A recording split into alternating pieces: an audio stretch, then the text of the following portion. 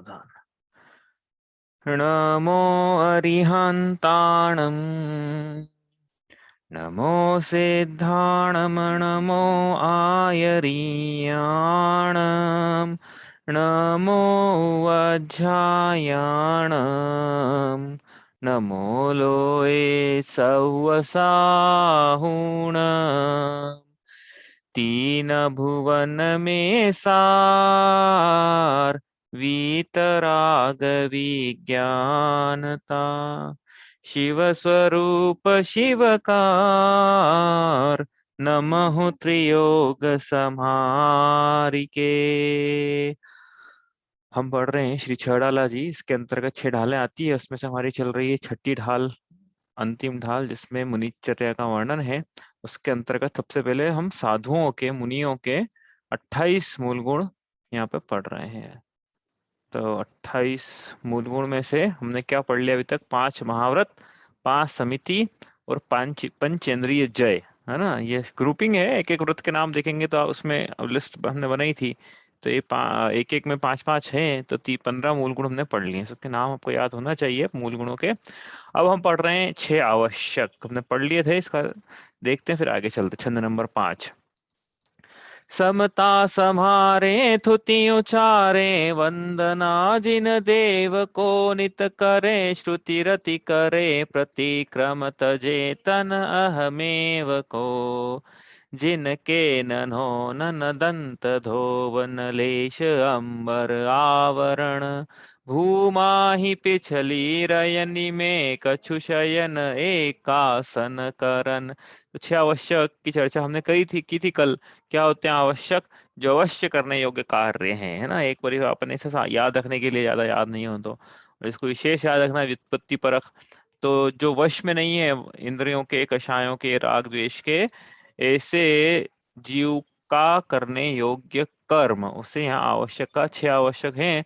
कौन कौन से हैं? सामायिक, स्तुति, वंदना, प्रतिक्रमण, प्रत्याख्यान और कायोत्सर्ग। क्या होती सामायिक की परिभाषा? अपन ने कल देखी थी। क्या है सामायिक की परिभाषा?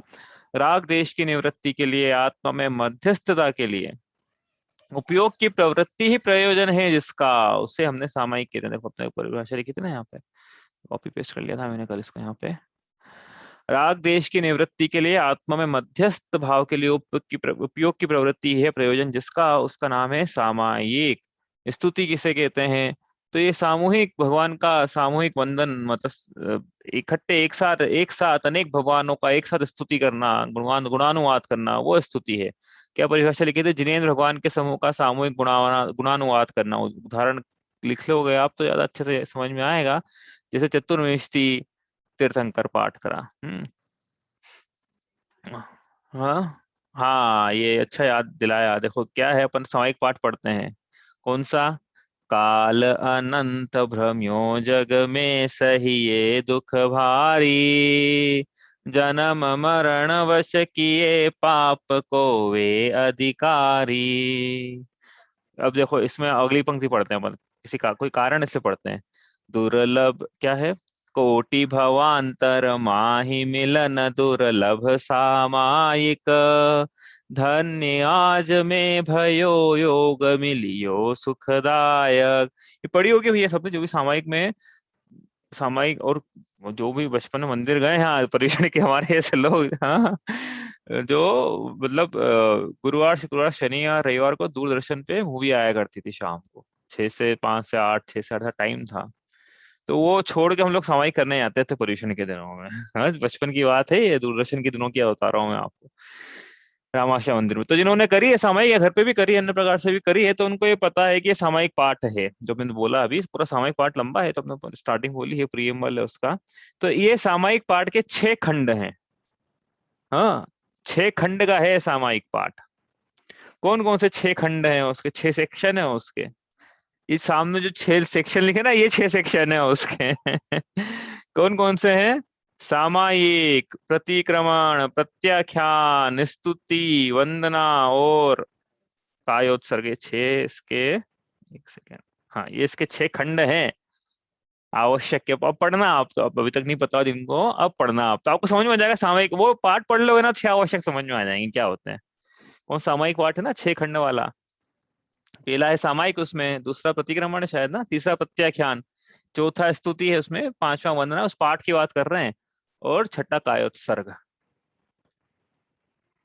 तो ये अब आप करना, आपको और ज्यादा क्लियरिटी आएगी उसमें कि 6 सेक्शन वाला सामायिक पाठ है वो। तो ये सामायिक की परिभाषा हुई, स्तुति, उसमें भी स्तुति करी ना, देखना आप कि नमो ऋषभ देव, ऐसे यहाँ से शुरू करके फिर, हाँ पूरे 24 भगवान की स्तुति करी है उस सामायिक पाठ के अंदर।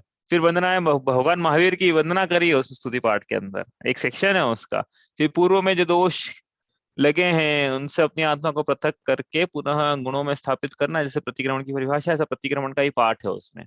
प्रत्याख्यान मतलब कि अब भविष्य में दोष न लगे हैं, तो उनका भविष्य के में लगने वाले दोषों का त्याग करना है, कि भविष्य में दोष नहीं लगे, मन वचन काय कृतकारी तदनुमोदना से भविष्य में लगने वाले दोषों का त्याग करना है, प्रत्याख्यान। फिर अंतिम है कायोत्सर्ग, उस पाठ में भी क्या करना है कायोत्सर्ग में, और उसमें तो पाठ है। तो होता क्या है कायोत्सर्ग, काय का उत्सर्ग करना, तो काय का उत्सर्ग करना मतलब क्या, समाधि लेना, सुसाइड करना नहीं, निश्चित काल के लिए काय से राग के परिणामों का भी त्याग कर देना। हाँ, तो ये कायोत्सर्ग है। अब उन्होंने देखा था कि ऐसे कर करके बढ़ा जा रहा है आगे, किसकी तरफ आगे बढ़ा जा रहा है, आत्मा की तरफ, स्वसन्मुखता की तरफ आगे बढ़ा जा रहा है, कि जीव शुरू करे, मतलब स्तुति से करे, वंदना से करे, फिर दोषों से अपनी आत्मा को पृथक करके गुणों में स्थापित करे, भविष्य में लगने वाले दोषों का त्याग करे, और फिर इतना सब करने के बाद अब क्या है, जो कार्य क्या जो विकल्प है उससे भी निवृत्ति ले ले, और फिर अब आत्मा में उपयोग लगाए, उपयोग आत्मा का उपयोग आत्मा में, इस प्रकार से 6 आवश्यक, इस प्रकार से क्रम है इसका। क्रम मतलब समझने के लिए अपन के बता रहे हैं कि ये 6 आवश्यक क्यों होते हैं, लेकिन मूल प्रयोजन 6 आवश्यक का भी सामायिक है, समता भाव, आत्मा में उपयोग की प्रवृत्ति, ये है प्रयोजन इस सबका। ठीक है, इस प्रकार से 6 आवश्यक हमने पढ़े हैं। इसमें कोई प्रश्न हो आपका तो आप पूछ लो, वरना आप पढ़ते हैं। क्या 7 शेष जो मूल गुण बच गए हैं, अब 6 आवश्यक तो हो गए, अब कितने बचे अपने, 7, है ना। कैसे 7, इन माँ बाप का बाबा गिनती याद करो ना, या आपको याद हो या मूल गुण मुनि, कम से कम ये तो याद हो ही जाए यहीं पे क्लास में। 5 महाव्रत, 5 समिति, 5 इंद्रिय जय, और 6 आवश्यक मिलके हो गए 21, टोटल थे 28, अब बचे हैं 7, इसका मतलब। तो 7 की कोई कैटेगरी नहीं है, 7 अन्य शेष मूल गुण के नाम से ही हर जगह वर्णन मिलता है, कोई कैटेगरी नहीं, बाकी सबकी कैटेगरी ना 6 आवश्यक जैसे 5 महाव्रत, ऐसे बाकी इसकी कैटेगरी नहीं, 7 शेष गुण। 7 शेष गुण में सबसे पहला शेष गुण जो है, शेष गुण मतलब कि जो बच गए हैं अब, हाँ शेष का मतलब समझना है यहाँ पे। तो क्या लिखा है यहाँ पे कि जिनके न हो मुनि राज, अभी कल अपने अर्थ कर लिया था 7 6 अवश्य, 7 अन्य का क्या थे 7, चलो चलो नाम नाम याद है किसी को, हाँ पहला है अस्नान, दूसरा अदंत धोवन, तीसरा अचेलकता, चौथा भूमि शयन, पांचवा दिन एक भुक्ति भोजन, छठा खड़े खड़े भोजन करना, और सातवां केश नोच करना। इस प्रकार से यह 7 अन्य शेष मूल गुण हैं। अपन एक एक करके शुरू करते हैं अब। तो पहला है जिनके न होन मुनिराज, जिनके क्या नहीं होता है, स्नान नहीं होता है, ऐसा अस्नान नाम का मूल गुण। तो मुनिराज जल से जैसे हम स्नान करते हैं, मिट्टी से, ऐसे जो जो भी स्नान रहते हैं ना हमारे, जो जो भी होते हैं, अपन जल के ही ले लो, तो जल से स्नान इस प्रकार से नहीं करते हैं, करते ही नहीं होता इस प्रकार से, मतलब कि जल से स्नान मुनिराजों के नहीं होता है, कहने का तो अपनी भाषा में बोले अपन, तो मुनिराज नहाते नहीं है। नहा तो कब नहाते हैं फिर, एक बार, मतलब साल में एक आध बार, 3 महीने में एक आध बार, कब नहाते हैं, कभी नहीं नहाते हैं। तो हाँ, पूर्व कोटि -8 वर्ष इतनी आयु हो मुनिराज की, हो सकती है ना, इतनी ज्यादा आयु हो सकती है कि नहीं हो सकती है, तो इतनी आयु तक यदि मुनि बने रहे तो क्या स्नान ही नहीं करेंगे क्या, नहीं करेंगे, ये तो कह रहे हैं यहाँ पे मूल गुण है, स्नान कर लेंगे तो मूल गुण भंग हो जाएगा, उनका मूल गुण कहाँ है भैया, स्नान। तो मुनिराज के से स्नान नाम का मूल गुण है। तो कोई अपन अपनी बात करें, जैसे अभी वर्तमान में, जैसे तो अभी अपन ने 50वां संयम दिवस मनाया है आचार्य श्री का, तो इसका क्या मतलब है, 50 वर्षों से स्नान नहीं किया गया है। अब कोई बोले अरे ऐसे कैसे मुनिराज, जो शुद्धता की बात करते हैं, जिनके स्नान के ठिकाने नहीं पड़ रहे हैं, जो कि नहा नहीं रहे हैं, हाँ ऐसे मुनिराज कैसे जाएं इनके पास में हम, इनके पास से तो गंदगी आती है, इनका शरीर कितना मलिन हो गया होगा, कितना मलिन है। हाँ, तो इनके पास अब कैसे जाएं, और ये तो स्नान अपन अपन तो एक दिन स्नान नहीं करे हैं, तो हमारी मम्मी जो है, और यहाँ तो उन्होंने 50 वर्षों से स्नान किया और जिनवाणी माँ कुछ बोल नहीं रही है, वो तो अनुवाद ना कर रही कि हाँ नहीं करना है, उल्टा ये बोल रही है। तो क्या है, तो यहाँ क्या है, स्नान क्यों नहीं करते हैं या स्नान क्यों करते हैं हम, या उनके क्यों नहीं होता है स्नान, तो भी देखो स्नान क्यों नहीं होता है वहां से अपन शुरू करते हैं। मुनिराजों के अहिंसा महाव्रत होता है। अहिंसा महाव्रत होता है, तो संकल्प किसी भी प्रकार से जीवों की हिंसा नहीं होती है उनकी किसी भी प्रवृत्ति से, कहने का मतलब ये। अब वो स्नान यदि करें तो स्नान नाम का आरंभ है, एक तरह से वो आरंभ है, मतलब क्या, कि स्नान करने के लिए अब जल चाहिए। अब जल कहाँ से आएगा, अब कोई बोले कि भाई श्रावक अपने लिए जल गर्म करेगा, उसमें से हो नहीं रहा है। तो मेरी बात तो ऐसा होता नहीं है। बाकी और आगे सुने तो वो समझ में आ जाएगा और क्या बाधाएं हैं, कि भैया वो जो पानी है, जल है, वो जाएगा तो कहीं नदी में ही ना, नदी नाले में बहेगा वो, क्योंकि जरा सा जल तो रहेगा नहीं, वो पूरा जल रहेगा। और बोले कि नहीं, जैसा ये प्रतिष्ठापन समिति है ना, प्रतिष्ठापन समिति में जैसा हो जाता है कि जंगल में छोड़ देते हैं, हम देखेंगे निर्जंतु थान विलोकी, नहा लें। और जल कहाँ से ले लें कि अ, एक बार दिन में क्या थी वो पंक्ति, मुनि को पानी दे या फिर स्नान करे, ऐसे कोई श्रावक के लिए व्रत ना दो अतिथि संवाद। भाई क्या अपने को चर्या साधनी है, समझ में आ रही ना बात। तो जैसे आपने अतिथि संविभाग में बोला था कि जो श्रावक है अपने लिए भोजन बनाता है उसका अच्छे से विभाग करके मुनिराजों को देता है, आधा आधा स्वयं करता है। तो ऐसे ही जल कहाँ से आएगा, तो श्रावक ने अपने लिए गर्म करा, उसमें से आधा, और ये आधा से नहा लेगा, ठीक है। अब लेकिन मुनिराज फिर क्वेश्चन आ गया, अब नहाएंगे कहाँ भाई, नहाएंगे तो जल मल मोरिन गिरवायो, फिर वो सब पंक्ति आएगी याद। तो फिर क्या है कि निर्जंतु स्थान विलोकी तन मूल मूत्र शेषम परिहर, ऐसी पंक्ति थी। ऐसी निर्जंतु स्थान में क्या करेंगे मुनिराज, स्नान कर लेंगे। तो हो जाएगा कि नहीं काम, भले रोज नहीं करे, चलो तो एक हफ्ते में एक बार, एक क्वार्टर में एक बार, हाँ एक युग में एक बार, कुछ तो इस प्रकार से व्यवस्था हो सकती होगी। हो गया, बचिए ना, हो गया ना, काम चल गया कि नहीं बताओ आप।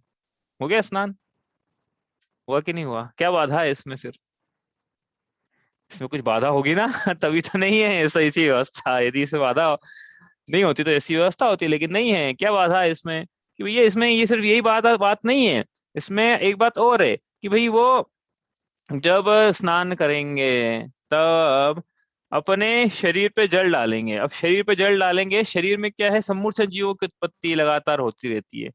शरीर में निगोदिया जीव भरे पड़े हैं, कोई मुनिराज कोई परम अवतारिक शरीर वाले थोड़ी हो गए, हो जाएंगे जब केवल ज्ञान होगा तो, हाँ, अभी तो नहीं हुए, लेकिन अब वो शरीर पे पानी डालेंगे। तो बताओ, त्रस सम्मूर्छन जीव जो त्रस हैं, वो जो स्थावर भी है, और अन्य जो निगोदिया जीव हैं, उनकी हिंसा होगी कि नहीं होगी। तो फिर अहिंसा महाव्रत कैसे होगा, इनके तो अहिंसा महाव्रत है। षट्काय जीव न, इनकी किसी भी क्रिया से षट्काय जीव न हननते, 6 काय के जीवों की हिंसा नहीं होना चाहिए, तभी तो अहिंसा महाव्रत कहलाएगा। हाँ,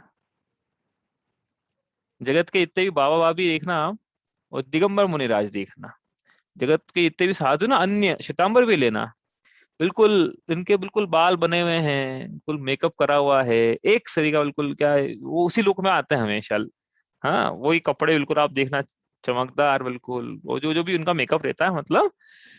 तो इसका क्या मतलब है कि इनको मेकअप के प्रति कितनी, अभी शरीर के संस्कारों के प्रति कितनी लालसा उत्सुकता पाई जा रही है। दिगंबर मुनिराज का यथाजात स्वरूप है, जैसा जन्म लिया था बालक ने वैसे ही, इनको शरीर के श्रृंगारों के प्रति विकल्प नहीं है, जैसा जैसा है वैसा है। शरीर का तो स्वरूप ही ऐसा है, जैसा है वैसा है। तो अपन तो क्या समझ रहे थे कि इनके प्राणी संयम होता है, यदि स्नान करेंगे तो फिर विरति कैसे होगी, प्राणी असंयम हो जाएगा, अविरति हो जाएगी, ठीक है, समझ में आई ना। और क्या दोष है, प्राणी संयम हो गया, अब प्राणी असंयम हो जाएगा तो अपन प्राणी संयम के लिए स्नान, और क्या है कि इंद्रिय असंयम भी हो सकता है। इंद्रिय संयम कैसे, कि भाई स्नान करेंगे वो, अब क्या ठंड के दिनों में गर्म पानी से स्नान करेंगे तो स्पर्श इंद्रिय का भोग, अब बोले कि कहलाएगा नहीं, कैसे भोग भाई। लेकिन वो तो क्या है, अब होता ही ना हमारे साथ भी ऐसा भाव आते मन में, कि ठंड के दिन में ज्यादा अच्छा गर्म पानी चाहिए, गर्मी के दिनों में ठंडा पानी चाहिए स्नान के लिए। दूसरा क्या है कि स्नान करना ये शरीर के प्रति राग का सूचक है, कि हमें भाई आप बोलोगे भोजन करना भी तो राग का सूचक है। भाई भोजन के बिना चलता नहीं है, स्नान के बिना चल जाएगा, चल ही रहा है, चलता है, कोटि पूर्व वर्ष तक चल जाता है, स्नान के बिना चल जाता है, बाकी भोजन के बिना नहीं चलता है। इसलिए भोजन का निषेध नहीं किया, लेकिन स्नान का निषेध है। ये तो शरीर से अति आसक्ति का सूचक है स्नान करना। और क्या है स्नान करने में, और क्या बाधा है?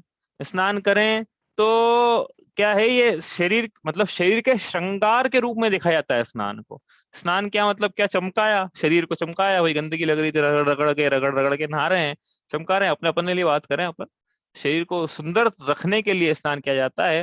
और हमने भी बताया ना कि ये श्रृंगार करना तो कहाँ जैनेतर मान्यताओं में प्रचलित है, उनके साधु साधु श्रृंगार करते हैं, उनको शरीर के ऐसे संस्कार हैं। यहाँ तो एलग छुल्लक जी माता जी को शरीर के संस्कार का, हम उपवास करें उस दिन हमारे शरीर के संस्कार का निषेध किया जाता है। हाँ, तो ये तो मुनिराज है, इनके शरीर के संस्कार कैसे पाए जा सकते हैं? शरीर के संस्कार मतलब क्या, कि दाढ़ी मूछ अच्छा, हमारे दाढ़ी मूछ अच्छे दिखे, उनको बार बार संस्कारित करते रहना, हमारे बाल अच्छे हों, हमारा शरीर दिखने में अच्छा चमकदार हो, इसको शरीर के संस्कार कहते हैं। तो ये श्रृंगार का इनको त्याग है ही ना भाई। हाँ, जो स्वयं जगत का श्रृंगार हो, वो उनको दूसरे श्रृंगार की क्या जरूरत है? ये भगवान के लिए बात कहते हैं हम, वैसे मुनिराजों के लिए भी लगाना कि वो भी चलते फिरते जगती के श्रृंगार हैं, उनको अन्य श्रृंगारों की क्या आवश्यकता है, इसलिए वो स्नान नहीं करते हैं, रूप के इस प्रकार से राग नहीं बढ़ाते हैं। और क्या है कि इंद्रिय संयम की बात करें अपन, तो इंद्रिय संयम में एक बात और लगाना कि जैसे उनके अस्नान पाया जाता है। अब जैसे कोई पुरुष है, ठीक है, आप बात समझ लेना थोड़ी सी में, कि बहुत कोई पुरुष है, बहुत अति श्रृंगारित होकर आया है, स्नान किया हुआ है, महक रहा है उसका शरीर मान लो, तो हो सकता है कि वो किसी स्त्री में कामुकता उत्पन्न करा दे, तो वो स्त्री की के लिए भी उसके ब्रह्मचर्य का घात है। और वो नो कर्म पाके कहीं मुनिराज स्वयं ही अब्रह्म का सेवन या उनके मन में विकारी भावना आ जाए, इसलिए वो अस्नान से उनके ब्रह्मचर्य की रक्षा होती है। तो ब्रह्मचर्य की रक्षा उन्हें कितनी बार कितनी प्रकार से कराई, एक और प्रकार है, इतना इंपॉर्टेंट है ये, क्योंकि क्या है कि नौ कर्म का निमित्त मिलके तो वो शरीर ऐसा गंदा है कि उसको भोगने की इच्छा नहीं हो। हाँ, इस प्रकार का शरीर, तो ये इंद्रिय संयम में इंद्रिय संयम की रक्षा करता है। तो प्राणी संयम की बात करिए, अब स्पर्शन इंद्रिय संयम इसकी रक्षा करता है ना, फिर ये स्पर्शन इंद्रिय संबंधी संयम की रक्षा करता है। इसलिए इनके क्या होता है, अस्नान नाम का मूल गुण होता है। आई बात समझ में? तो कभी स्नान करते ही नहीं है क्या? तो भैया अब देखो बात क्या है कि अभी आहार पे जा रहे हैं यार, निहार पे तो जाना ही पड़ेगा, आहार तो चलो स्किप भी कर दे, लेकिन निहार की बाधा तो ऐसी है कि भैया वो यदि स्किप करेंगे तो फिर शरीर में बड़ी पीड़ा होने वाली है। हाँ, वो नहीं कर सकते। तो वो निहार पे जाना, और हो रही है बारिश, तो जा सकते हैं कि नहीं? जाते ही, हमने देखा ही है, हम ही छत्ता छाता ले लेके, बड़ा बड़ा से बड़ा छाता जो घर में उपलब्ध है हमारे शहर में, वो लेके आते हैं। हाँ, करते हैं मतलब लोग ऐसा। हाँ भैया, आपको पता ही होगा, बड़े से बड़ा छाता, बिल्कुल दो चार लोग आया उसके अंदर, इतना बड़ा छाता कि देखा ही नहीं हुआ आज तक। इतना बड़ा छाता लेकर निहार पे ले आते। तो अब वो जा रहे हैं, ठीक है, छाते पे, अब वो जब कर रहे हैं शुद्धि कर रहे हैं, तब तो छाता रहेगा नहीं, यार चलो छाता नहीं भी है, जा रहे हैं, बारिश हो रही है, लेकिन ऊपर से, अब ऊपर से बारिश हो रही है, तो इनके स्नान हो रहा है कि नहीं हो रहा है? ये चला चला के स्नान नहीं कर रहे हैं, पहली बात है, स्नान नहीं हो रहा है इनके, चला चला के स्नान नहीं कर रहे हैं। और दूसरा सबसे बड़ी बात तो जो बताना थी वो ये है कि ऊपर से बारिश की बूंदें शरीर पे भले टपक रही हो, कि साल भर बाद, चलो आज साल भर बाद शरीर पर बारिश की बूंदें टपकी, एक साल बाद हो गया, मतलब एक साल हो गया मान लो भाई, एक साल पहले कभी शरीर पे बारिश की बूंदें टपकी हो गया, एक साल, अब अगला मानसून आया, एक साल में 2 महीना कम कर लो, और सावन भादो। तो अब जब बारिश हो रही होती है, तब भी मुनिराजों के मन में भाव नहीं आता है कि चलो कितना बढ़िया हो गया, मेरा तो स्नान हो गया आज, अब मैं थोड़ा शरीर से जो है ग्लानि का भाव कम हो गया, ऐसा नहीं है। हाँ, ऐसा ऐसा भाव आया तो दोष है फिर स्नान में, और स्नान में दोष है, इसलिए से भाव नहीं करना कि भाई बारिश हो जाए तो कितना अच्छा है, मुनिराज को स्नान हो जाएगा ना, उनके स्नान नाम का मूल गुण होता है, मुनिराज ऐसे भाव नहीं करते हैं। ठीक है, आरिका माता के भी इस प्रकार से अस्नान नाम का मूल गुण होता है। उपचार से भाव रती होती है आरिका माता जी। अशुद्धि के दिनों में उनको स्नान की आवश्यकता रहती है, उसके अलावा उनके बाकी अन्य दिनों में क्या रहता है, अस्नान नाम का उनके भी मूल गुण रहता है। ठीक है, यही बात समझ में, चले आगे यहाँ से। मुनिराज यदि इसी प्रकार से बारिश का लगाया ना हमने, वैसे ही मुनिराज जा रहे हैं, नदी है रास्ते में, तो नदी क्रॉस कर सकते हैं भैया, हो नदी उसका विधान है किस प्रकार से करना है, लेकिन नदी को क्रॉस करना पैदल चल के, मतलब नदी तैर के नहीं, मतलब जैसे उथली नदी है, पैदल से पांव से घुटने तक पानी, या कमर तक है, या छाती तक भी है, तो कर सकते हैं। लेकिन उस समय भी उनके मन में ऐसे भाव नहीं आते हैं कि कितना अच्छा है, चलो नदी से हमारा स्नान हो गया, ऐसे भाव आ जाए तो फिर दोष है।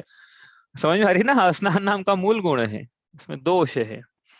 इस प्रकार से मुनिराजों के अस्नान नाम का मूल गुण होता है। तो कितने गंदे मुनिराज है, ऐसा कोई बोले कितने गंदे हैं मुनिराज, स्नान ही नहीं करते हैं। अरे भैया हमको रोज स्नान करना है, हमारी आवश्यकता है। देखो देखो दोनों बातें हैं, श्रावक को रोज स्नान करना है, यदि नहीं करे तो दोष है। मुनिराजों को कभी स्नान नहीं करना है, यदि स्नान करने के भाव अभी आ जाए तो दोष है। इसी चल रहा है, क्योंकि हम तो संसार मार्गी ना, मुनिराज मोक्ष मार्गी है, तो कुछ अलग करेंगे तो अलग मिलेगा। क्या, अभी हमने संसार की तरफ मुंह किया हुआ है, उन्होंने मोक्ष की तरफ मुंह किया हुआ है, तो अलग है हमारी चर्या उनकी। अभी भोजन भी करेंगे तो हम बैठ के करते हैं, खड़े खड़े करते हैं, देखना अभी।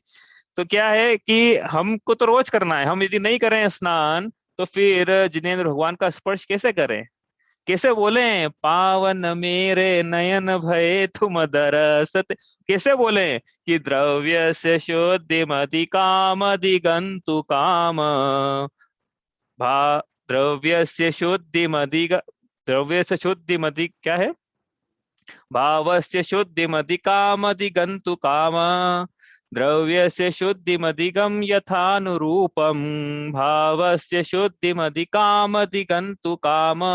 कि हे भगवान, द्रव्य की जैसी शुद्धि होती है उस अनुरूप मैं द्रव्य की शुद्धि करके आया हूँ, और भावों की शुद्धि करने के लिए आपके समक्ष उपस्थित हुआ हूँ।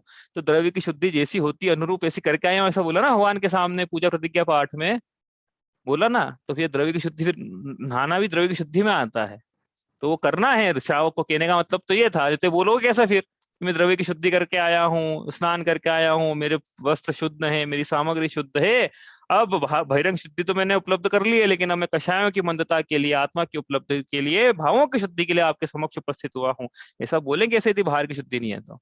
इसलिए बाहर की शुद्धि क्या है, यहाँ शुद्धि करने के बाद भी 3 प्रकार की शुद्धि, हस्त प्रक्षालन, फिर शरीर शुद्धि, नो नो स्थानों पे चंदन लगाते हैं उसकी शुद्धि, वो 3 प्रकार की शुद्धि अलग वहां पे होती है मंदिर में अभिषेक के ठीक पहले। हाँ, तो ये इतनी शुद्धि के बाद फिर अब यथानुरूपम बोल पाएंगे कि आया हूँ, नहीं तो कैसे बोले। हाँ, बिना नहाए चले जाए तो। इसलिए स्नान तो श्रावकों को रोज करना है। देखो इसमें एक बात है, यदि सुबह उठ के आप कोई बोले कि भैया सुबह सुबह उठ के स्नान किया जा रहा है, हाँ रात जल्दी क्या है, सूरज उगते से स्नान हो जाता है लोगों का, क्योंकि अभिषेक का टाइम निकल जाता नहीं करें तो। अब कोई बोले कि भैया देखो इतनी सुबह तो क्या है, वो जो नाली आदि में है उसमें जीवों की उत्पत्ति की संभावना अधिक रहती है ना, भाई सुबह सुबह का टाइम रहता है, तो उनके सबका विराधना होती है। तो ये बात सत्य की, कम से कम पानी में स्नान करना चाहिए, ज्यादा उष्ण ऐसा नहीं होना चाहिए कि ज्यादा दूर तक जाए तो ज्यादा जीवों की हिंसा हो। साबुन से नहीं करना चाहिए। हम तो ये बोलेंगे कि कोई भी साबुन, अरे जरूरत ही नहीं साबुन लगाने की। अभी मैं बताऊं आपको, मैं पिछले 1 डेढ़ साल से, जब से महामारी का काल शुरू शुरू हुआ, तब से मैंने वापस साबुन से नहाना शुरू कर दिया था, हालांकि वापस बंद कर दिया अब तो, तब शुरू कर दिया। लेकिन मैं पिछले 7 8 9 साल से बिना साबुन के नहा रहा था, दिल्ली में, बेंगलोर। साबुन लगाने की जरूरत ही नहीं शरीर में, कोई जरूरत नहीं साबुन लगाने की। करके देख लेना, आप समझ में आ जाएगा कि नहीं है वाकई में जरूरत नहीं साबुन की, क्यों लगा रहे हैं साबुन। हाँ, साबुन क्या हार्डनेस कम करता है पानी की, बस ताकि वो सरफेस टेंशन उसका रिड्यूस हो, तो ज्यादा अंदर पेनिट्रेट कर पाए, मतलब जो स्मॉल पोर है, पोर के अंदर भी चले जाए, सरफेस टेंशन रहेगा तो अंदर कैसे जाएगा पानी। इसलिए वो तो वो गर्म कर लिया तो ही सरफेस टेंशन कम हो गया ना, वही गर्म करा था थोड़ा सा, तो गर्मी के कारण भी सरफेस टेंशन थोड़ा कम हो जाता है पानी का। हार्डनेस रिड्यूस करने का काम है पानी, साबुन का। अब वो जरूरत ही नहीं, कह रहा हूँ अपन अपन कौन से यहाँ कीचड़ में लोट लगा रहे हैं, अपन कौन से हैं। तो जरूरत तो कहने का क्या मतलब कि, हाँ अपन तो सुबह की बात कर रहे थे कि सुबह कोई बोले कि भैया ये तो आपके तो बड़े दोषपूर्ण कार्य है, तो मेरे को, मुझे तो ये बताना था कि ये सुबह का स्नान का जो कार्य हो रहा है, चूंकि भले ही आरंभ का कार्य है, लेकिन चूंकि भगवान के अभिषेक के लिए किया गया है, इसलिए आरंभ का कार्य भी पाप के अर्थ नहीं है। वो यदि नहीं कराए अभिषेक स्नान करने के बाद, नहीं गए हैं मंदिर स्नान करने के बाद, तो भैया पूरा पूरा आरंभ का दोष है। सीधी सी बात है। सीधी सी बात है ना भैया। तो, हाँ, क्योंकि हमारे मन में प्रमाद पाया जा रहा है, हमारे मन में अनुत्साह पाया जा रहा है। दोनों दोनों परिभाषा लगा ना प्रमाद की, असावधानी और अनुत्साह। तो हमारे हमारे को भगवान के अभिषेक के प्रति अनुत्साह है, हम मंदिर नहीं गए स्नान करके, अभिषेक नहीं किया, तो प्रमत्त योगात प्राण व्यपरोपणम हिंसा।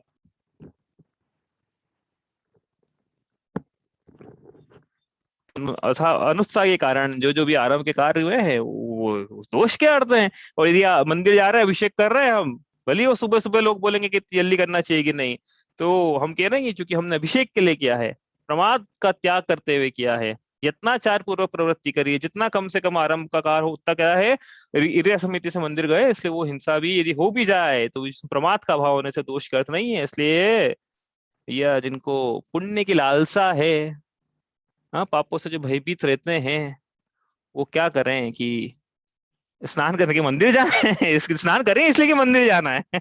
हम तो ये कह रहे हैं यहाँ पे, स्नान करने इसलिए कि मंदिर जाना है। अरे भोजन इसलिए करना है कि भोजन करके स्वाध्याय करना है, तप बढ़ाना है। हाँ, अर्थोपार्जन भी इसलिए करना है कि जीवन में अनुकूलता बनी रहे, ताकि धर्म की साधना होती रहे। तो ये सारी क्रियाएं क्या, देखो परिवर्तन आ गया जीवन में। कितना लोग आर्ट ऑफ लिविंग सीखने पता नहीं कहाँ जाते हैं। यहाँ तो बता रहे हैं आर्ट ऑफ लिविंग कैसे जिया जाता है गृहस्थ अवस्था में। जो भी गृहस्थी के कार्य है उनके पीछे मोटिव यदि धर्म का धारण है, तो गृहस्थी के कार्य भी दोष के अर्थ नहीं, क्योंकि प्रमाद का भाव है, अनुत्साह का भाव है। समझ में आ रही बात? अनुत्साह का भाव है। तो जो जो भी कार्य हो रहे हैं, भले हम बहुत अर्थोपार्जन कर रहे हो, तो परिग्रह कोई बोलता परिग्रह बड़ा हुआ है इनका, लेकिन हम अर्थोपार्जन कर रहे हैं, उसके पीछे भावना धर्म की है कि अनुकूलता बनी रहे गृहस्थी में हमारे, में भागना नहीं पड़े।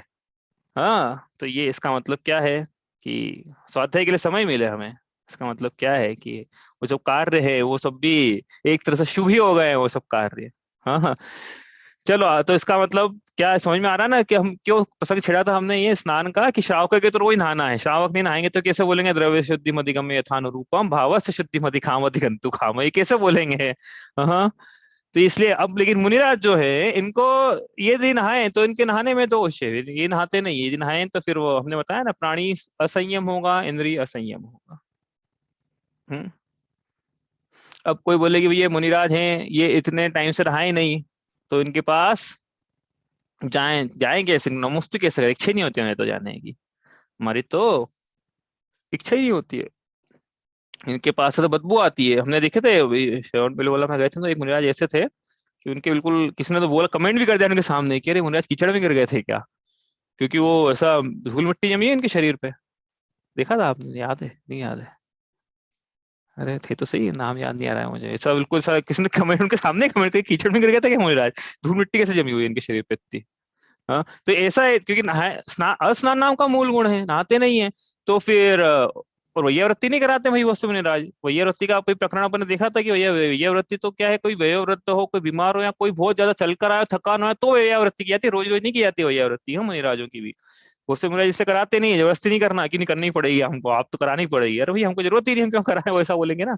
तो वो नहीं करे तो फिर धूल मिट्टी चिपकी हुई है शरीर पे, मान लो इस कारण से भी, तो फिर कोई ये कंप्लेन करे कि भैया इतनी बदबू आती है इनके पास से, इनके पास में कैसे जाए हम, तो हम पहले ही पढ़ के आ गए थे। क्या पढ़ के आ गए थे, कहाँ पढ़कर आ गए थे? आपको पंक्ति बतानी है, छड़ाला की भाषा में उत्तर दीजिए। किसी शंकाकार ने प्रश्न उनका उठाया। मत हाँ बताओ। मुनि तन देख हाँ जितना। हाँ, ये पंक्ति है। क्या पंक्ति है? मुनि तन मलिन न देख घिनावे, तत्व कुतत्व पिछाने, निर्विचिकित्सा नाम का अंग हमने पढ़ के आया था। पढ़ा था कि मुनि राजों के मलिन शरीर को देखकर उनसे ग्लानि का भाव न करके उनके गुणों से प्रीति का भाव करना, ये सम्यक दर्शन का तीसरा निर्विचिकित्सा नाम का अंग है। मुनिराजों पे लगाई थी बात, और आपने हमने एक्सपांड भी किया था। आरिका माता, एलक जी, छुल्लक जी, धर्मायतन, जिनवाणी, जिन शासन, भगवान के वचनों से भी यहाँ तक की ग्लानि का भाव न होना। ये इस प्रकार से ये निर्विचिकित्सा की परिभाषा आप पढ़ना, रिवाइज करना, आपने लिखी हो तो, नहीं लिखी हो तो फिर रिकॉर्डिंग सुनना, और नहीं तो रिकॉर्डिंग बड़ी लगती है तो फिर अब कहीं और पढ़ना। निर्विचिकित्सा क्या होती है, रत्नकर शाकाचार्य जी से पढ़ लेना। स्वभाव तो शूचो का ये रत्नत्रय पवित्रते निर्जुगुप्सा गुण प्रीति मताम निर्विचिकित्सिता। अरे भैया वो जो श्रावक के विचार करता है कि शरीर को कितना नहलाऊं कि ये शुचि हो जाए, हो ही नहीं सकती है। स्वभाव तो अशुचो का है, स्वभाव से जो अशुचि है काया, उसकी शुचिता कैसे हो सकती है? ऊपर अमल अमल भरियो भीतर कौन विधि घट शुचि कहे, पल रुधिर राधमल थेली कीकस वसादित मेली, नव द्वार भय गिनकारी, अस देह करे किम यारी। ये पढ़कर आया ना, दीपे चाम चादर मणि हाड़ पिंजरा दे भीतर यह सम जगत में और नहीं घिन गे। हाँ, जिसके श्रृंगारों में मेरा यह महंगा जीवन घुल जाता, अत्यंत शुचि कैसी है, अत्यंत शुचि जड़ काया से इस चेतन का कैसा नाता, मल मूत्र मास का घड़ा रात दिन सड़ा तुझे नित पड़ा उठा कर धरना। अब लिया सिद्ध परमेष्टि, तुम्हारी तो पढ़ के आ गए सब अपन, तो ये तो उसको पता है ना कि स्वभाव से अशुचि एक आया, कैसे होगी शुचि। तो फिर कहा रत्न शावकाचार्य जी में आचार्य समंत भद्र ने कि स्वभाव तो अशुच का है, स्वभाव से अशुचि है, लेकिन चूंकि फिर भी यह स्वभाव से अशुच का ये रत्नत्रय पवित्र थे, लेकिन इस काया में एक जीव विराजमान है जो कि रत्नत्रय से सुशोभित है, इसलिए उपचार से काया को भी शुचि कहा गया है। ऐसे मुनिराज की काया व्यवहार से शुचि है, क्योंकि उनका आत्मा रत्नत्रय से सुशोभित है। इसलिए जिस प्रकार भगवान जिस सिंहासन पर विराजमान होते हैं, वो सिंहासन भी पूज्य हो जाता है हमारे लिए। जिस हमारे नगर में मुनिराज आए, जिस पाटे बैठते हैं, जिस सिंहासन में बैठते हैं, उसमें बैठते हैं हम जा जाके। अरे हमारे गुरु, हमारे जो सामान्य गुरु भी है ना, वो जिस सिंहासन में बैठते हैं, यदि हमको पढ़ाना है, उन्होंने चलो आप पढ़ाओ 1 घंटे के लिए, तो हमको उनके सिंहासन पे जाके नहीं बैठ जाएंगे कि आप चलो आप उतरो यहाँ से, मतलब उतर गए, मान लो उतर के नीचे बैठ गए, तो क्या हम उनके सिंहासन पे जाके बैठ जाएंगे, उनकी गद्दी पे, उनके आसन पे जाके बैठ जाएंगे? नहीं।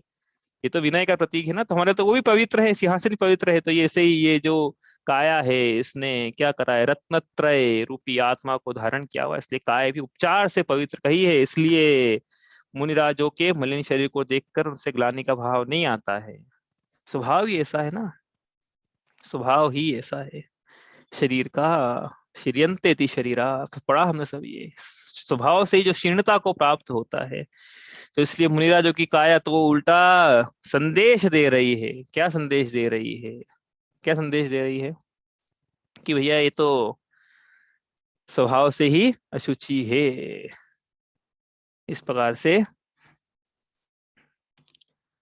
ये हमने पढ़ा है अस्नान नाम का मूल गुण। समझ में आई बात? तो अब इनके जल से यदि स्नान ना हो, लेकिन अन्य प्रकार से शुद्धि का, अन्य प्रकार शुद्धि का कोई प्रसंग उपस्थित हो सकता है, तो अन्य मंत्र स्नान करें या कोई अन्य स्नान करें, वो अलग बात है। लेकिन जल से इस प्रकार से स्नान जैसे हम करते हैं, वैसा बिल्कुल भी इनका स्नान करने का निषेध है। यदि कोई चांडाल से स्पर्श हो जाए या कोई इस प्रकार से शुद्धि हो जाए, तो फिर प्रायश्चित के तौर पे आचार्य जो है वो जल की धारा छोड़ते हैं। वो भी स्नान तो नहीं कहेंगे उसको, सिर्फ मलमल के स्नान थोड़ी, जल की धारा एक छोड़ के शुद्धि के, कि भैया अंतरंग में जो ग्लानि के भाव है, वो शुद्धि के जो भाव है वो प्रकट हो, ग्लानि के भाव चला जाए।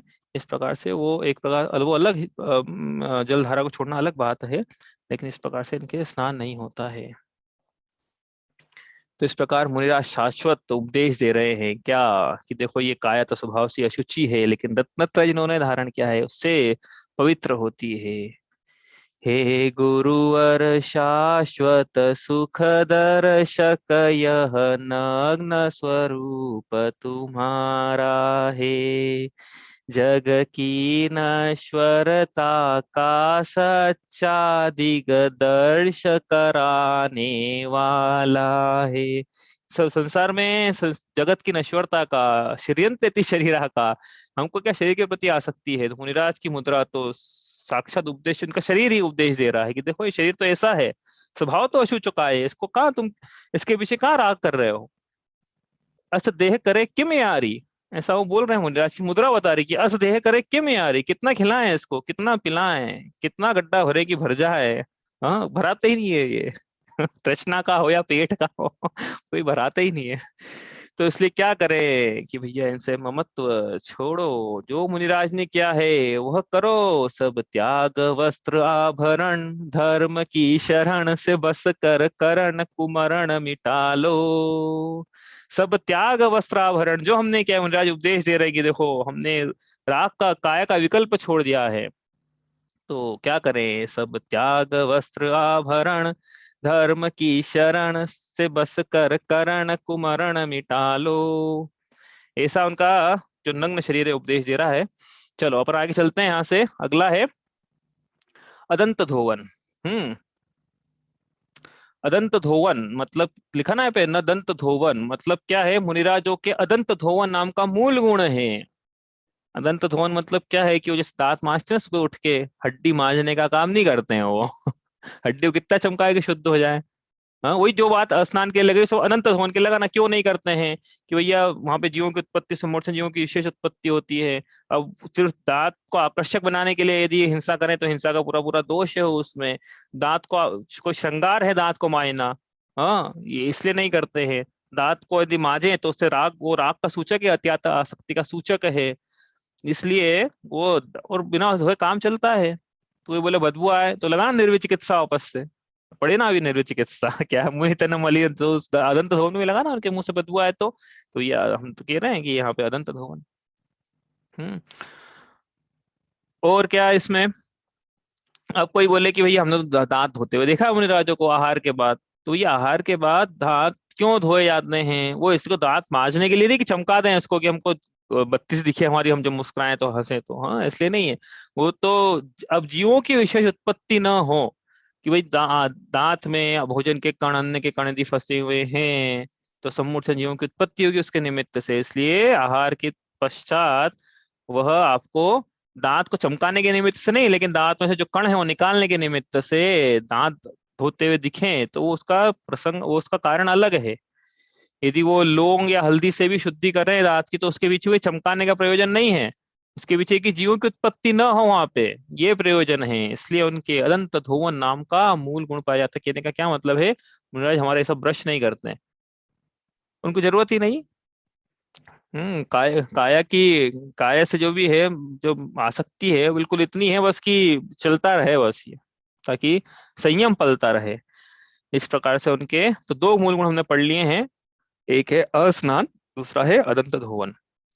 अब तीसरा आएगा इसमें, और आज तो क्या है समय इतना बचा नहीं कि हम शुरू कर पाए इसको। तीसरा क्या आएगा इसमें, दिगंबरत्व, अचेलकता, नग्नता जिसको बोलना चाहिए, नग्नता नाम का मूल गुण। तो वो ये पंक्ति यहाँ लिखी है, क्या लिखी है, लेश अंबर आवरण नहीं होता है जिनके, लेश मतलब थोड़ा सा भी, अंबर मतलब वस्त्र का आवरण नहीं होता है। कहने का मतलब ये है कि जो नग्न होते हैं, जिनके नग्नता नाम का मूल गुण है, निर्ग्रंथता नाम का जिनका मूल गुण है, हाँ ऐसे होते हैं। उसका वर्णन अपन करेंगे कल, ठीक है। आप भैया टॉपिक तैयार कर लेना, एक ही टॉपिक आया है मुझे अभी तक, बाकी इंतजार मत करना है कि दूसरे दिन, तो फिर आपका जो मनपसंद टॉपिक है हो सकता है चला जाए। चलिए इतना ही करते हैं। अरिहंत सिद्ध सूर्य उपाध्याय साधु सभी, अर्थ के प्रकाशी मांगलिक उपकारी हैं। तीन को स्वरूप जानी, राग ते भई जो भक्ति, काय को नमाए स्तुति उच्चारी है। धन्य धन्य तुम ही से काज सब आज भय, कर जोड़ बार बार वंदना हमारी है। मंगल कल्याण सुख ऐसो हम चाहत हैं, हो मेरी ऐसी दशा जैसी तुम धारी है। हो मेरी ऐसी दशा जैसी तुम धारी है। जावाणी के ज्ञान ते सूझे लोकालोक, सोवाणी मस्तक नमो सदा देत हूँ धो।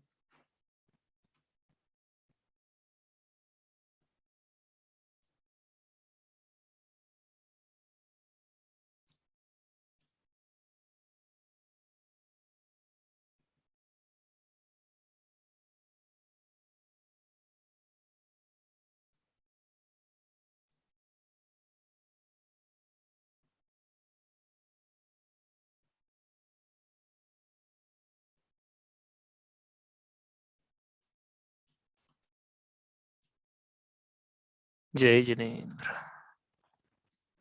जय जिनेन्द्र।